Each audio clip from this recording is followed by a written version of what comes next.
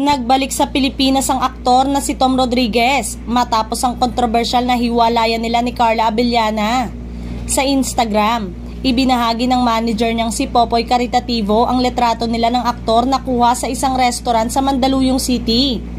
"Hello Tom," sinulat na caption ni Popoy sa post nitong Sabado. Maraming celebrity naman ang natuwa at winelcome ang aktor sa comment section. Isa na rito ang veteran actress na si Connie Reyes. "Hello Tom, looking good," say ni Connie. Nagkatrabaho sina Tom at Connie sa 2020 teleseryeng Love of My Life. Matatandang lumipad pa Amerika si Tom noong 2022 matapos ang paghihiwalay nila ni Carla. Ilang buwan pa lamang ang nakalipas matapos nilang ikasal noong October 2021. May naglabasan namang balita na sa ABS-CBN daw pipirma ng kontrata si Tom dahil may teaser ng talent na pipirma sa kapamilya. May intrigang iiwas kay Carla Abellana. May kontrata pa sa GMA Network si Tom kaya kapuso pa rin siya, ngunit hindi alam kung hanggang kailan to.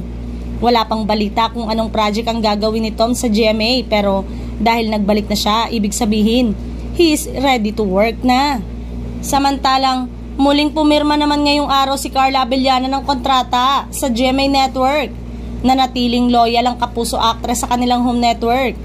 Kasalukuyang napapanood si Carla sa afternoon prime series na Stolen Life at nakatakdang magbalik primetime sa upcoming GMA Prime series na Widow's War, kung saan makakasama niya sina Bea Alonzo at Jean Garcia.